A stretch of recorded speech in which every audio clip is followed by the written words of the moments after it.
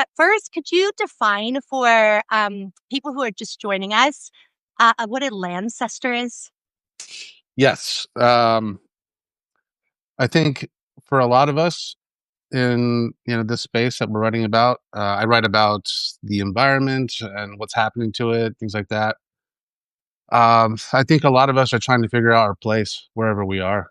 Um, there's a lot of I'm from my ancestors are from Europe, mostly Scotland, Ireland, some England, um, and they came over here probably because they were displaced themselves.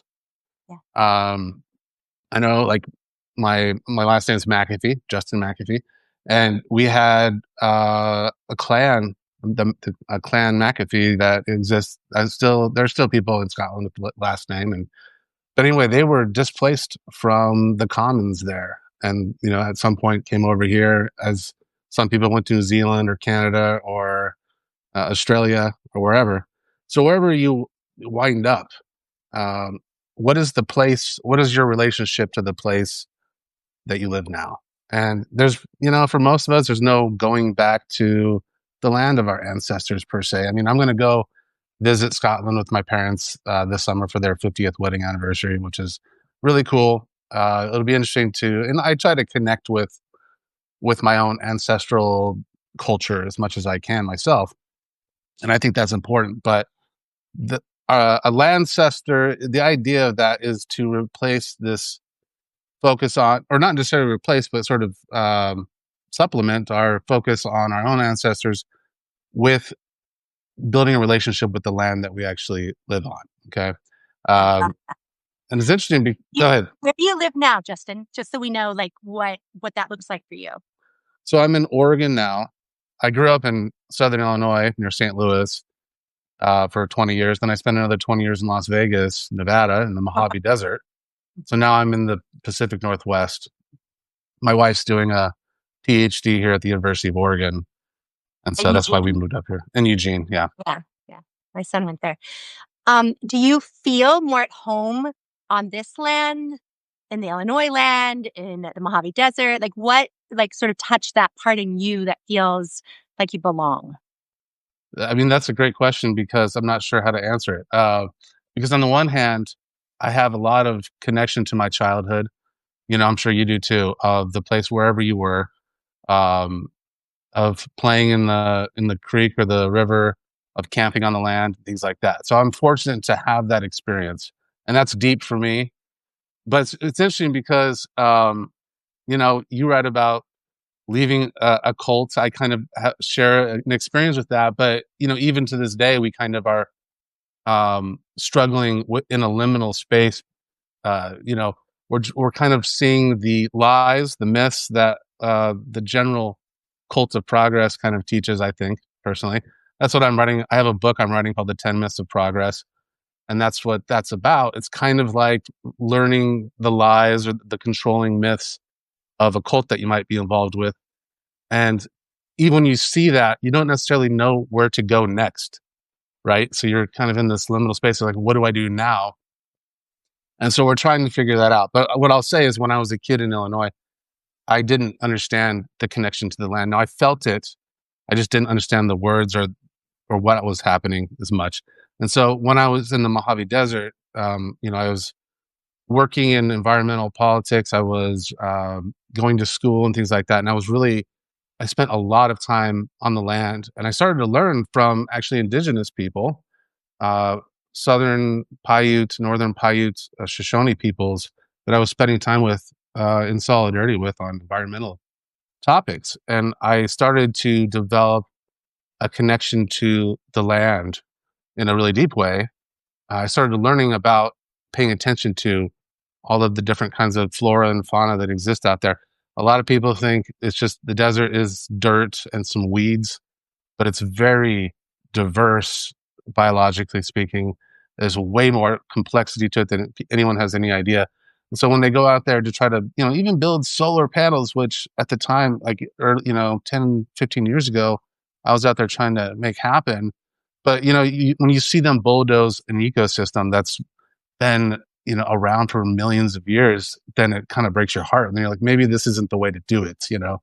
So I started kind of, seeing that misappropriated relationship to the land, because the land is a relationship. I think that's one thing, one of the myths that we are taught in this culture, the dominant culture, is that we own land and we control land. You know what I mean? And I was going to mention this earlier. We were talking about, Scotland and Ireland. They share kind of a language and a culture, Gaelic. And in Gaelic, there's this word, and I hope I'm not pronouncing it too badly, but it's dukas, and it means that the land we don't or the land doesn't belong to us. We belong to the land. It's just a mentality, a worldview of looking at the land, and so reframing ourselves from being like landlords to being kin with the land is a huge transformation. And so, in that process of kind of applying those kinds of thoughts and learning from wisdom from indigenous people, I started really connecting with the Mojave Desert, and I still do. And so, I've only been here for 2 years now, and it's really challenging to adapt to a new place and really begin to learn it, especially when I may not be here in 2 more years. So that is one of the sort of challenges of modern life for a lot of people. I think it's important to be authentic. Like that's where I am. I'm not. I haven't reclaimed a new culture. I'm still trying to figure out how to just adjust in that transitional space from the dominant culture into creating a new culture. I think that's what we're trying to do.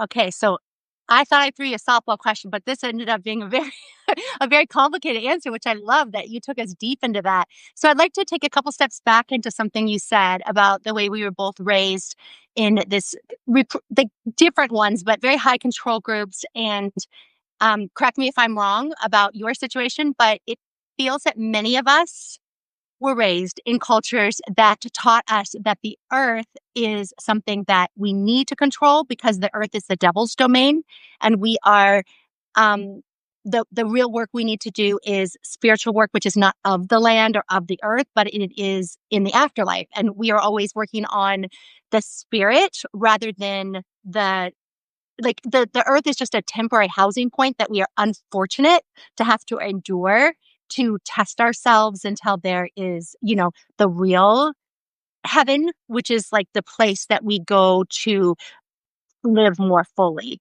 And that's a super simplification. But it does feel to me that a lot of what I was taught, and I was taught conflicting messages, which I won't get into. I wrote a book that it is in, but I feel that there's so many of us still being taught that God is a father and God is a controlling father, and that God did not create the earth for us to belong to, but He created it for something for us to be tested by.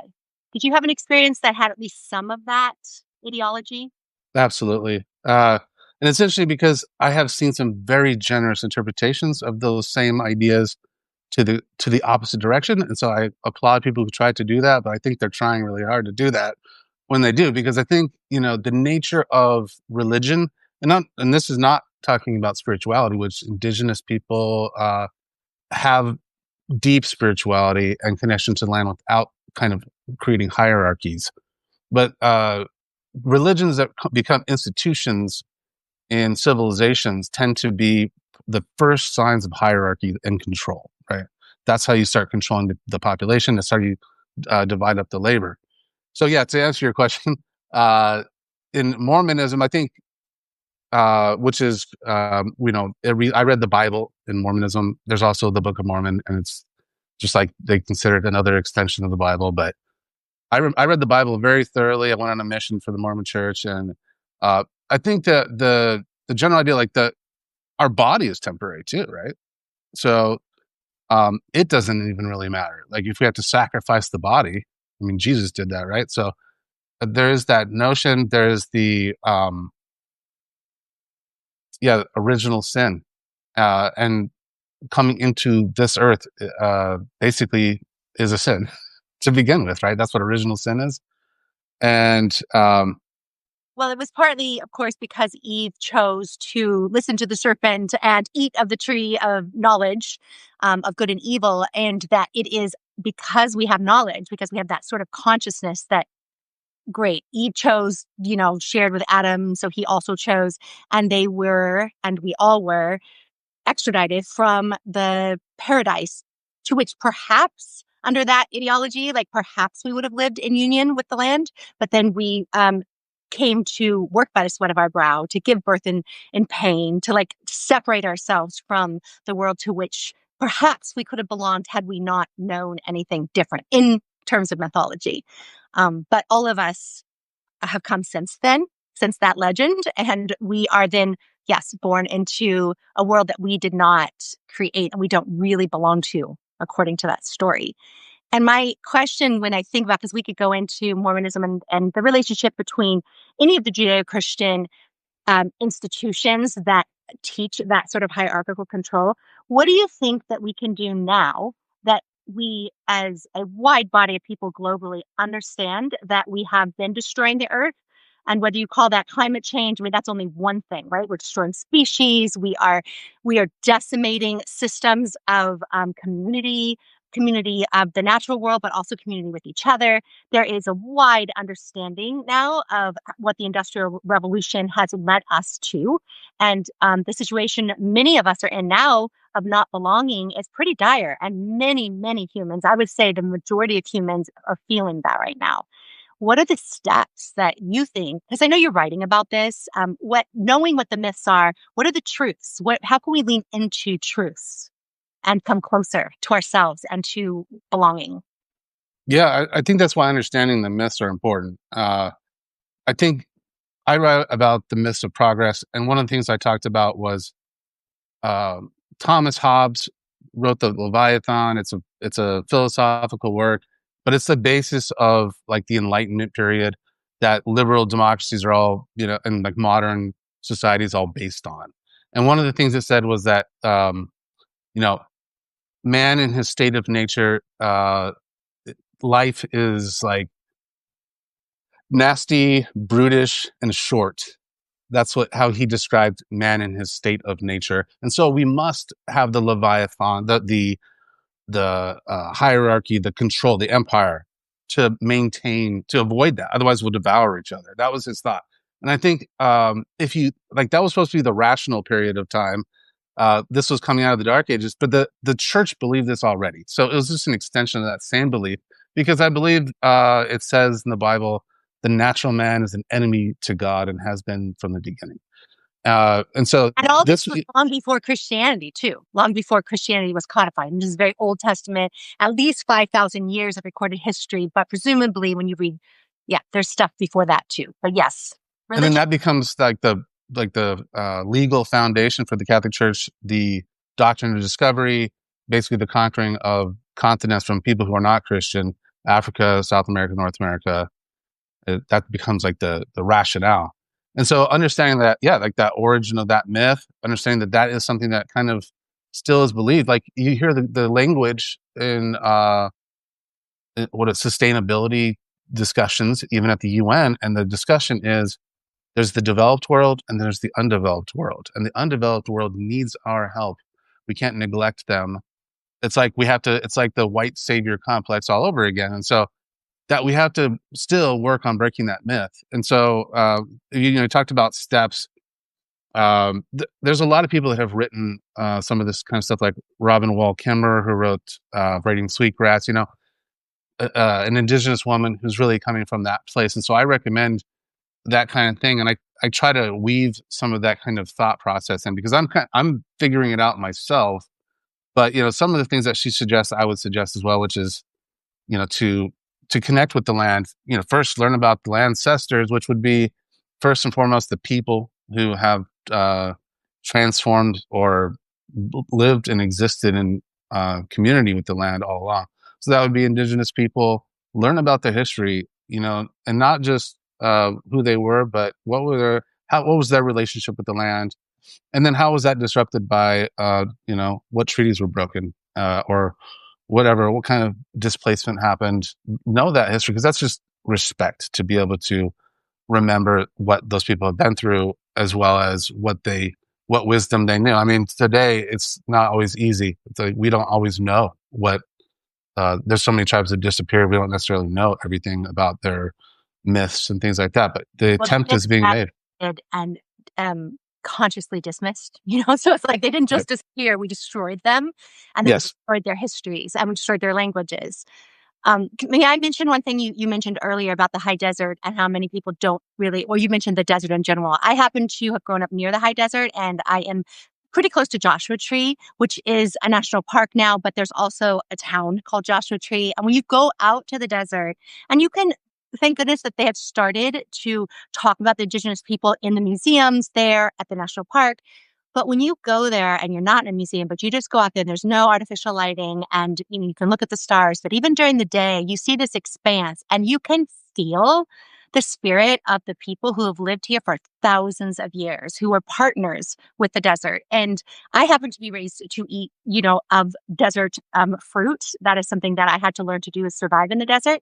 So maybe I'm a little bit more conscious of it. But when I am there, there seems like you could for just a moment forget colonialism. You could for a moment think like, what would this be if we hadn't come over and destroyed everything? Because there's these huge expanses of land that the basically colonists didn't actually think was valuable, so it has been mostly left alone.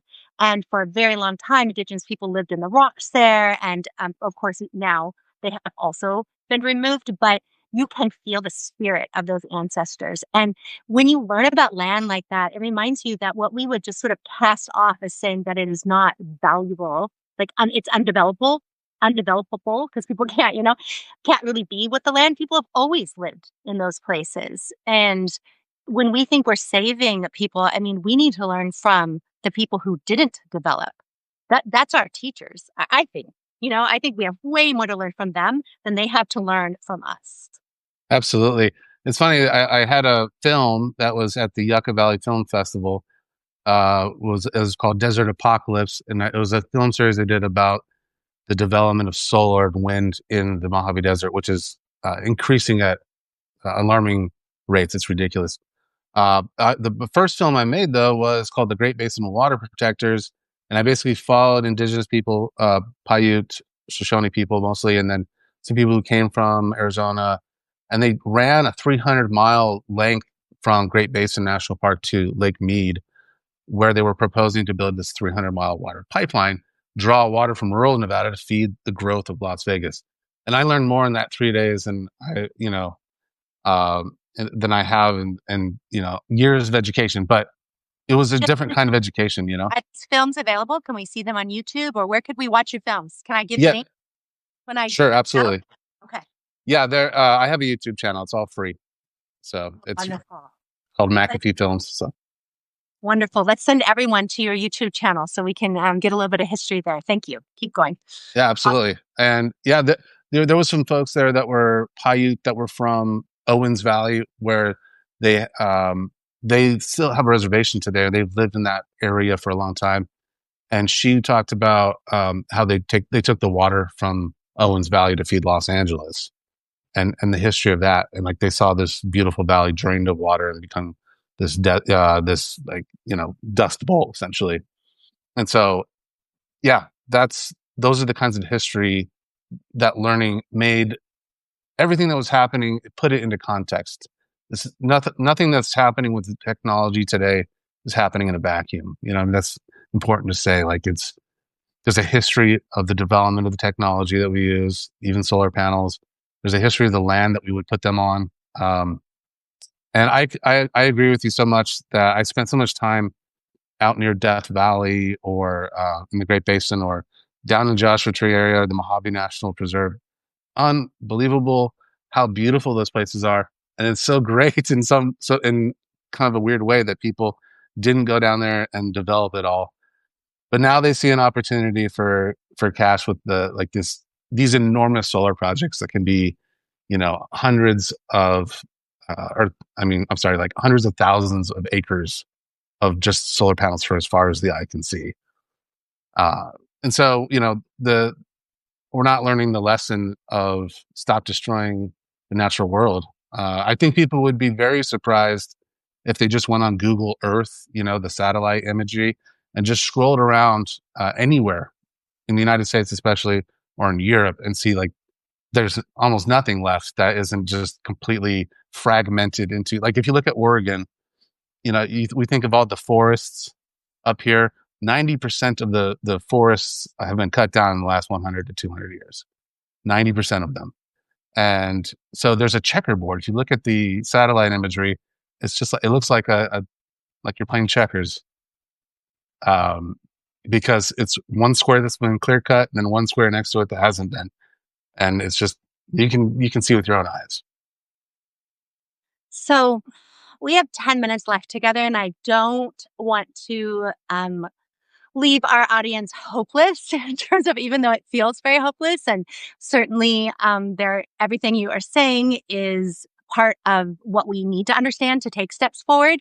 But learning that we can have a relationship with the land by learning the history, but also currently having a relationship, right? So wherever we live, even if we live in cities, which the majority of humans on this planet do, there are natural entities in the city. So, like, maybe even starting with birds, like understanding the bird populations, because even though they've been affected deeply by civilizations, by the Anthropocene, there's also a wildness to them. What else can we like see around us, and how can we stop participating in what feels like, this very hierarchical, human-centered Anthropocene, like, honestly patriarchal, the division of logic and rationale and reason over mind, body, and spirit.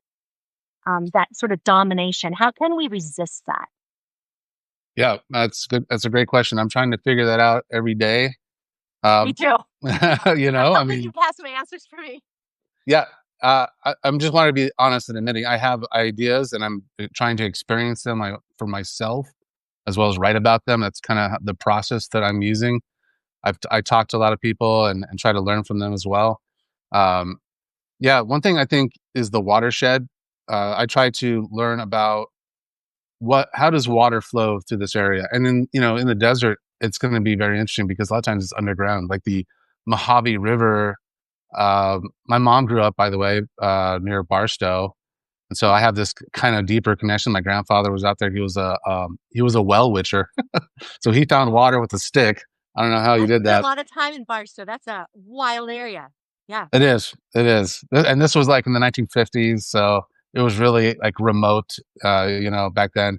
And they worked on a farm, and he actually found fresh water really close to alkaline water, which was very difficult, and that's why the alfalfa grows out there. But like the Mojave River flows through the Mojave Desert underground for the most part. Of course, there is some places where the geological formation of rocks are harder, uh, so the water surfaces. And so there's places, if you know where to go, where the water surfaces. And the water is like, it's so key to life. There's no growing without water. There's no humans without water. And so, like, that's just one thing to really understand is where is the water. The Mojave people, they would have these songs that they would sing that would, they just sound like stories, but really they teach them where the water is. That's like the secret, is that there's a trail system that they would go on that would weave throughout the desert that took them from one water spot to the other water spot. And so it's very precious, obviously, in the desert. But even here in Eugene, Oregon, there's like these enormous rivers and there's wetlands.